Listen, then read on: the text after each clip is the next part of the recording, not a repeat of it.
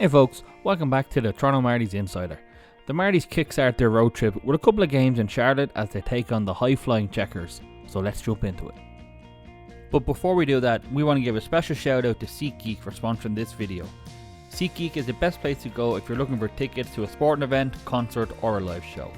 Click the link below and use code Toronto Marlies Insider, all one word, to get $20 off your first purchase.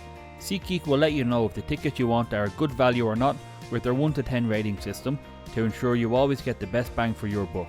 So make sure you check them out and use the promo code Toronto Marlies Insider to save $20. The Marlies opened the scoring early in the first thanks to none other than Alex Steeves.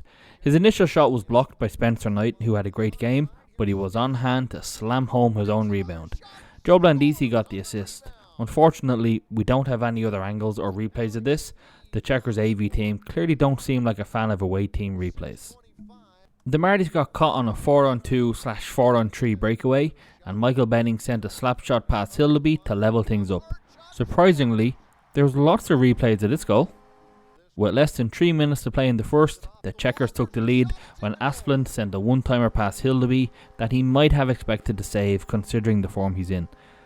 We did a rating video recently and we said that we're concerned with Villeneuve when he has the puck in deep in our own zone. Take a look here. He fanned on the initial clearance, then was outworked or fanned on it again, I can't really see, which gave the Checkers the puck. We do have serious concern with Villy lately and we do hope that he can get his stuff together or this could end up being a long road trip. The first period ended with the Checkers leading 2-1. Shots in the period were 10-7 to the Marlies. Another player we've been fairly critical of here lately was Max Ellis, but he seems to be turning things around, which is incredible to see. If you listened to our ratings video, you would have seen that we think he's the most frustrating player that we have. He scored from over near the Marlies bench on this one with a wrister that somehow made it past Knight in the Checkers goal. Grant Cruikshank and Cameron Gauntz got the helpers. It does look like Casey Fitzgerald maybe deflected this in with his hand, but again, no replays from the Checkers.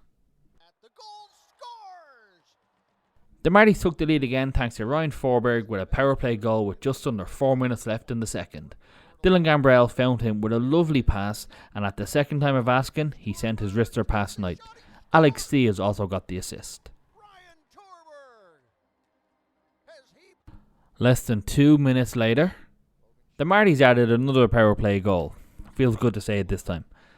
This one was from captain Logan Shaw. It's a goal we've seen time and time again.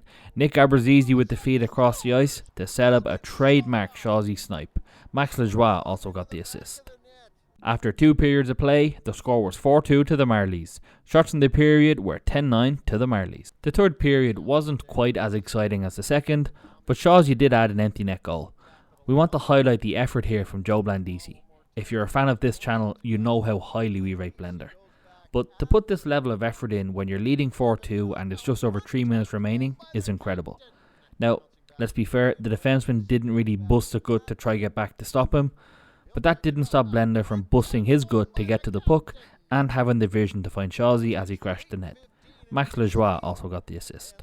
This one ended 5-2 to the Marlies. Shots in the third were tied at 10 apiece and 30-26 to the Marlies overall. Okay, so it's nice to not have a madness to have to review. But this one, in fairness, was a much needed performance from the boys. After splitting those 2 games with Belleville, I wasn't really sure how they would react. We had that big 8-0 win, and then we go to Belleville and get completely outplayed. On the positive side, the power play went 2 for 4, and we killed all 6 penalties. So huge shout out to those lines. Head coach John Gruden will be happy to see the power play and penalty kills ticking along nicely, as well as Steeves and Shaw finding some form at the start of a very difficult road trip. Let's hear what Alex Steeves, Joe Blandisi and head coach John Gruden had to say to Todd after this one. Alex, that seemed like a classic win and a classic hockey game. You know, first goal, good protection in the third period. How did you guys view it? Resiliency, special teams, goaltending, like those 3 big things. I look at the ebbs and flows of the game, like that 5-on-3 kill in the third period when we made a couple mistakes. You know, there wasn't a ton of panic on the bench. There was really good dialogue and belief, and you know, when one of our teammates makes mistakes, you know, it's up to the rest of the guys to pick them up and yeah, obviously a couple big power play goals. PK was exceptional, and Dennis is, pretty reliable back there. So all the makings of, like you said, a classic game. I'm just interested because you end up scoring the first goal in that hockey game. They march back. What happens to you guys that you don't panic in that situation, or you don't start to get away from the script?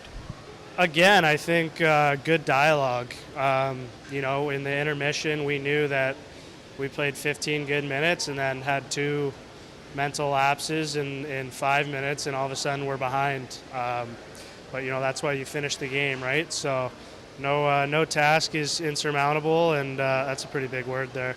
But honestly, we just came together, and it's really good to see that, because we're going to need that consistently to win hockey games in this league in the second half.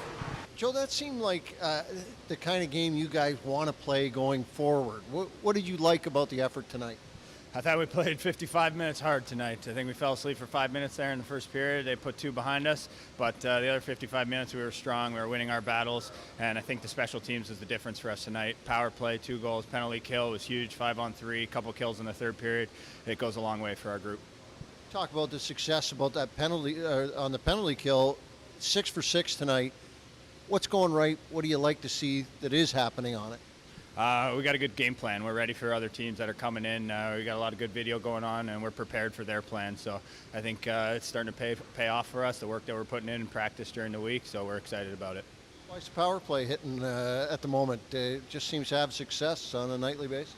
Yeah, I mean, it's the same thing. We've been really working hard. We know we've been struggling at it, trying to keep each other accountable on it, not get frustrated. But the coaching staff's sticking with us, giving us the proper plans, and now we're starting to execute, so it feels good for sure. John, that seemed about as complete a hockey game as you get. And classic, I don't know, just the way you guys held on at the end as well. What was your take on the game? Well, I think for us it was, I think you're right. I think it's a good point as far as I thought we played a pretty good 60 minutes, but one thing that was different from a lot of it was the result and winning the special teams game and killing off those penalties, the timing of it, of the goals that we scored, and the timing of our ability to kill those penalties and the big saves was the key for us. And it hasn't happened consistently enough, but it's nice to see, knowing that we can do it, and hopefully that just propels us and gets us going for tomorrow as well. What do you like about the chances you're getting on the power play? Well, it's been more dangerous. The guys are understanding more and simplifying things, and I think our entries have been a lot better, and I think it starts there. But all in all, it's those are 2 huge goals for us, and again, we won that special teams, and we got to keep going with that. And easy never to talk about the PK. It was 6 for 6 tonight, a 5-on-3 kill. How big is that for you in this game and going forward?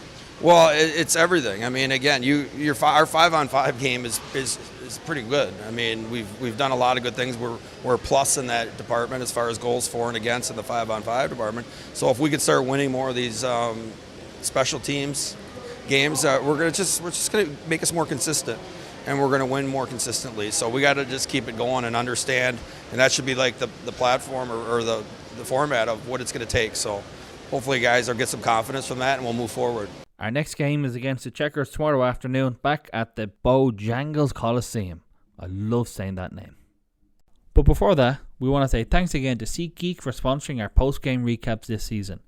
Make sure you click the link in the description below and use our promo code to save $20. Thanks for checking out our coverage of this one. Make sure you come back to see how the Marlies got on in the second game in North Carolina. We'll catch you in the next one.